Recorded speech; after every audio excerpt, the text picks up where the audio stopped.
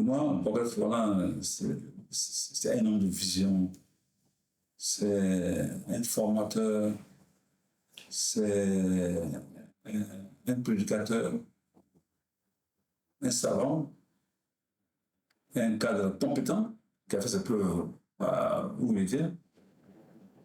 C'est lui qui a vraiment modernisé l'islam en Côte d'Ivoire. Il était à la fois un homme conciliant, parce qu'il avait affaire à plusieurs contradictions. Il avait l'ambition de décomplexer, ce qu'il appelle la double décomplexification des cadres orientaux et des cadres occidentaux. Les cadres occidentaux étaient un peu complexés vis-à-vis de la religion. Il fallait décomplexer. Les cadres orientaux étaient aussi complexés, parce qu'ils ne maîtrisaient pas le français, ils avaient un complexe à parler de leur religion. Mais il faut avoir la notion de décomplexer ces deux cadres. Et deuxièmement, de mettre ces deux cadres ensemble pour travailler. Ensuite, il avait aussi à rassurer les chefs, les imams traditionnels, qui voyaient souvent dans les gens qui arrivaient de l'Arabie Saoudite des adversaires. Voilà, donc, il avait ces trois missions-là: décomplexer les cadres occidentaux, décomplexer les cadres orientaux et rassurer les imams traditionnels. C'est une mission grandiose, mais je pense qu'il a réussi parfaitement à le faire. À travers les conférences que nous sommes rencontrés, grâce à Sékou Sylla, devant Sékou Sylla, et puis Djigiba. Donc, on l'accompagnait dans la conférence, on l'admirait, on était fiers d'avoir un imam qui parlait parfaitement le français et qui donnait tout son temps à écouter les jeunes, et il répondait à toutes nos invitations. Quel que soit le pôle, quel que soit l'endroit, il répondait aux conférences, il venait chaque fois. Et ça, on a mis ça chez lui, sa disponibilité légendaire. Voilà, dans sa rencontre, j'étais à cette occasion, et puis après, on a continué. Avec lui, on a arrêté la stratégie de faire en sorte que Pogodi ait des mosquées. Parce que quand nous étions là, il n'y avait pas de mosquée à Pogodi, il y avait une seule mosquée, et le chef avait ambition de faire en sorte qu'il y ait autant de mosquées que d'églises à Pogodi. Donc, c'était vraiment une cellule qui a travaillé sur ça, et avec la communauté de zone d'Alibera. Et moi, j'étais un peu l'exécutant sur le terrain. J'avais le pouvoir d'aller chercher les terrains libres qu'on pouvait exploiter pour les musulmans de Côte d'Ivoire. Et franchement, il tenait. Je pense qu'il a eu raison. C'est avant sa mort, il y avait au moins une instruction de mosquée pour lieu de prière à Cocody. Alors que quand on arrivait, il n'y avait qu'un seul lieu de prière. Ça, comme je l'ai dit, son rôle, c'était de lutter contre cette double, ce double complexe que les gens avaient, les arabisants, puis les occidentaux. Voilà, c'est l'une des premières cellules de cadres musulmans qui s'organisait à Cocody. Et Cocody, il tenait parce que c'était l'élite.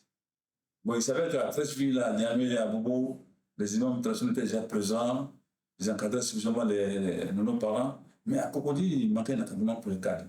Et c'était une de ses ambitions de réussir cette mission. Et il a trouvé dans la CMN un instrument efficace qui l'a aidé à travailler et à atteindre son objectif dans ce cadre. Le chef, c'est d'abord l'homme de vision. Hein. Et comme je l'ai dit, quand il est venu, il y avait des cadres musulmans, mais ils étaient loin des préoccupations de la population musulmane. Ils priaient, ils allaient à la mosquée, ils quittaient pour aller par la trêve, ils priaient vendredi. Mais les préoccupations de la communauté musulmane, quel avenir, comment s'organiser, comment avoir des écoles, comment avoir des hôpitaux comme les autres, ce n'était pas tellement de préoccupations. Il faut qu'on a porté cette vision-là. Mais il peut le réussir à travers les cadres. C'est pourquoi il s'est vraiment accroché aux cadres. Et les cadres ont compris sa mission, ils ont travaillé ensemble. Au niveau des jeunes, c'était vraiment le champion. C'était le cadre, l'imam qui parlait français, qui était en même temps employé dans une grande banque de la place. Donc, pour les jeunes, on l'admirait, les jeunes l'admiraient à l'époque. Et puis, pour les cadres musulmans, il y avait un peu de. Parce qu'eux, ils étaient encore complexés. Et voilà, ce moment, quelqu'un qui venait les interpeller, parce qu'ils disaient qu'il faut avoir l'alcool chez soi, alors que nos grands frères à l'époque, avoir l'alcool à la table, ce n'est pas un problème. On attaquait l'alcool. Donc, les cadres le regardaient avec un peu de méfiance. Les chefs traditionnels, les imams traditionnels, le regardaient sans trop réagir, mais ils voulaient d'abord être rassurés. Et Fofana, en allant vers eux, les a rassurés. Quand il marche vers eux, et donnent tout d'abord le vue. C'est eux qui font les bénédictions, c'est eux qui vont commenter ce qu'ils doivent commenter, et après, c'est lui qui leur donne ce qu'il faut comme sacrifice. Donc ça, vraiment, ça a permis d'avoir une relation intime même avec certains dieux. Et c'est avec ça qu'on a pu créer le COSI puis le CENU. Parce qu'il fallait absolument des images traditionnels que le pouvoir respectait. Alors que les jeunes bien étaient regardés avec méfiance par le pouvoir. Mais la présence des vieux musulmans rassurait un peu le pouvoir. Quand ça a été annexé aux États-Unis, un jour, Feu Diané, Mamadi m'a appelé. Bon, Ousmane, le chef me dit, je t'ai demandé de réunir tous les documents sur ce que les humains subissent en Côte d'Ivoire, et il faut que j'ai ça dans les 48 heures. Bon, moi, j'étais en exil au Sénégal. Comment réunir ces documents-là? Il fallait être traduit en anglais. Donc, vraiment, 48 heures, on a bossé sans dormir. Et on a envoyé à Diané tous les documents nécessaires. Et puis après, le chef m'a appelé, bon, Ousmane, comme prévu, hein. Ça a été bien fait et j'ai eu tous mes papiers. Sans exagérer, je pense que c'est la personne qui a le plus gros impact sur la communauté musulmane, dans son organisation, dans sa modernisation, dans son image islam moderne. Parce que contrairement aux autres pays, ici, l'extrémisme ne passe pas. Et ça, c'est vraiment le Fofana, parce qu'il a su allier les préoccupations des musulmans, des jeunes musulmans, des éléments traditionnels, avec les cadres. Il a trouvé le juste milieu pour assurer les uns les autres et embarquer tout le monde dans le même système, au point que l'islam peut être un islam moderne, qui a une belle image, qui est respecté aussi bien par les musulmans que par les non-musulmans. Il y a beaucoup de moyens, hein, l'ambassade des États-Unis, l'ambassade de France, c'est des personnes qui passent régulièrement au COSI et aussi. C'est qu'il y a eu un livre, enfin, Fofana a accordé une interview à quelqu'un, quelque part, puis c'est pas dans un livre qu'on appelait Mission Impossible. Alors, le pouvoir avait trouvé, il avait poché dans ce livre-là. Et puis, on l'a convoqué. Il a été convoqué par le ministère de l'Intérieur. Je me souviens, on était chez lui, la veille, puis le matin, il est venu. Il est descendu de son. Il avait il était impeccablement habillé, souriant. Alors que nous, je était inquiet. Tandis qu'on le convoque à la ministère de l'Intérieur. Mais lui, il était très souriant. Il est parti, on a prié pour lui. Il est devenu encore très souriant.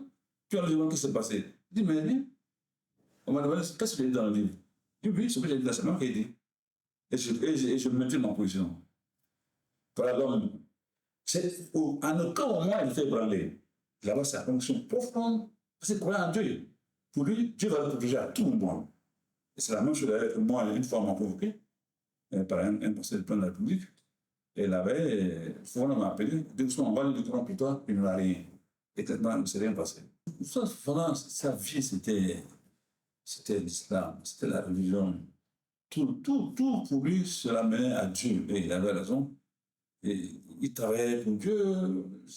Mais je dois vous dire que, par exemple, pour l'université musulmane qui est à Beaumoulin, pour ne pas mon enfant, il a castré lui seul, moi, 500 millions dedans. Fofana ne cherchait pas l'argent. Il n'avait pas l'argent. Pour lui, l'argent devait servir à l'islam, et uniquement à l'islam. Il a tout mis dans l'islam, tout ce qu'il avait. Il a tout mis dans l'islam. Son héritage, c'est l'islam. Et vraiment, c'est un modèle. Que Dieu donne vraiment le paradis, il n'a rien de ce côté. C'est pourquoi la formation Yénin qu'il a créée avant de partir, la formation Yénin est l'illustration parfaite de sa personnalité. Il est déjà en dollar, ça veut dire pitié. Donc, il était très sensible à la vie de tout le monde.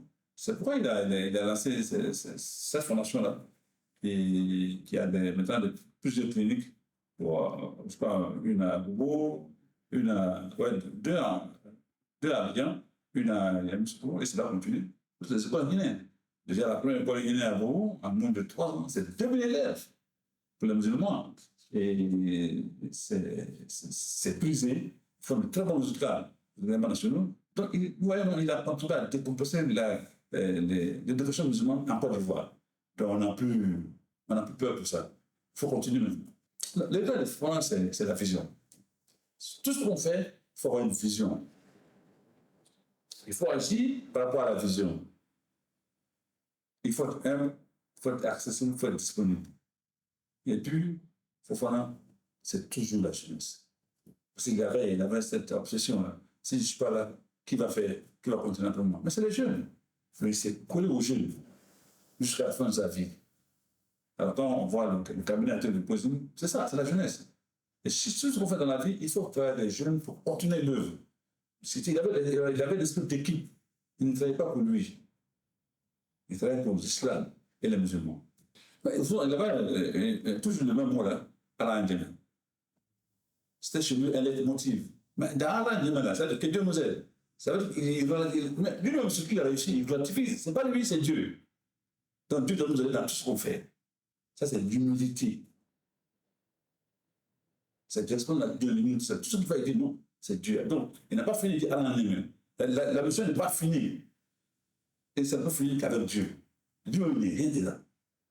C'est l'expression. Ça, c'est un message pour nous tous. Il m'a façonné. Parce qu'on a fini nos études dans le bar, on était à l'université, nos études marchaient parfaitement.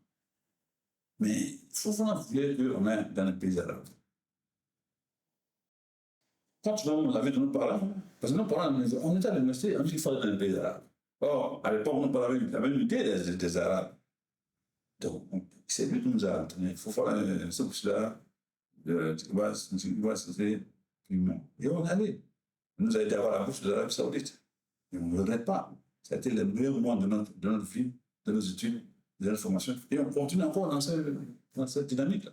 Ce que je peux dire, c'est que les jeunes doivent s'inspirer de cette forme. C'est un homme de vision. Il pouvait faire la politique, il n'a pas fait la politique. Il pouvait s'enrichir, et il ne s'est pas enrichi. Il s'est donné à Dieu. Et il a tout eu.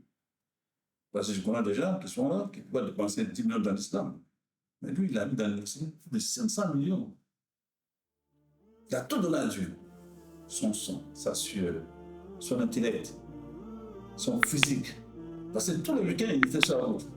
Partout, dans toute la haute voie. C'est un modèle.